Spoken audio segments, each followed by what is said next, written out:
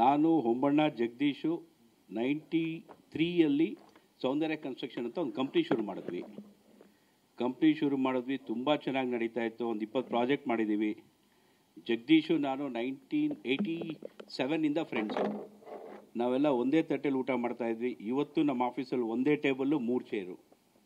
ಆ ಥರ ನಡ್ಸ್ಕೊಂಡು ಹೋಗ್ತಾ ಇರಬೇಕಾದ್ರೆ ಅಪ್ಸ್ ಆ್ಯಂಡ್ ಡೌನ್ಸ್ ವ್ಯಾಪಾರದಲ್ಲಿ ಇದ್ದೇ ಇರುತ್ತೆ. ಯಾವುದೋ ಕಾರಣಗಳಿಂದ 2020ಇಂದ ಕೋವಿಡ್ ಬಂದಾಗಿಂದ ಜಗದೀಶ್ ಅವರು ಸ್ವಲ್ಪ ಆಫೀಸಿಗೆ ಬರೋದು ಕಮ್ಮಿ ಆಯಿತು. ವ್ಯಾಪಾರದಲ್ಲೂ ಸ್ವಲ್ಪ ಅಪ್ಸ್ ಆ್ಯಂಡ್ ಡೌನ್ಸ್ ಇದ್ದೇ ಇತ್ತು. ನಾವೆಲ್ಲ ನಡ್ಸ್ಕೊಂಡು ಹೋಗ್ತಾನೇ ಇದ್ವಿ. ಏನು ಮಾಡಿದ್ರು ಜಗದೀಶ್ ಅವರು ಅಷ್ಟಾಗಿ ಬರ್ತಾ ಇರಲಿಲ್ಲ ಆಫೀಸಿಗೆ. ನಾವು ನಡ್ಸ್ಕೊಂಡು ಹೋಗ್ತಿದ್ವಿ. ರಿಜಿಸ್ಟ್ರೇಷನ್ ಟೈಮಿಗೆ ಬರೋನು, ಬಾರಪ್ಪ ಅಂತ ಕರಿತಿದ್ವಿ, ಬರ್ತಿದ್ದ. ಸ್ವಲ್ಪ ಮಾನಸಿಕವಾಗಿ he was not much comfortable. ಅಂದರೂ ಕೂಡ ನಮ್ಮ ಜೊತೆ ಆರಾಮಾಗೇ ಇರ್ತಿದ್ದ.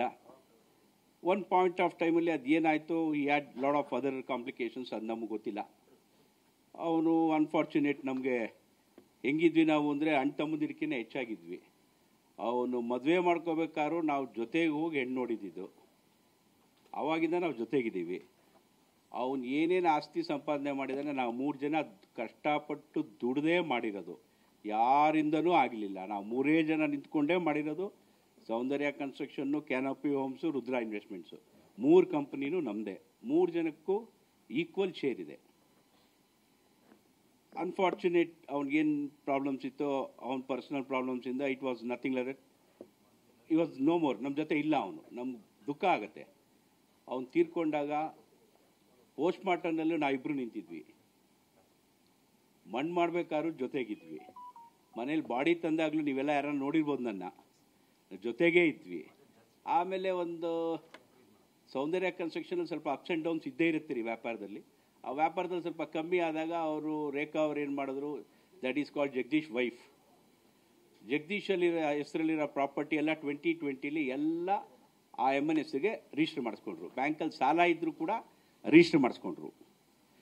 ಯಾಕೆ ರಿಜಿಸ್ಟರ್ ಮಾಡಿಸ್ಕೊಂಡ್ರು ಅಂದರೆ, ಸೌಂದರ್ಯ ಕನ್ಸ್ಟ್ರಕ್ಷನಲ್ಲಿ ನಾಳೆ ಏನಾರ ಲಾಸ್ ಆದರೆ ಎಲ್ಲಿಂದ ತಂದುಕೊಡೋದು, ಆ ಸೇಫ್ಟಿಗೋಸ್ಕರ ಅವರೆಲ್ಲ ರಿಜಿಸ್ಟರ್ ಮಾಡಿಸ್ಕೊಂಡ್ರು.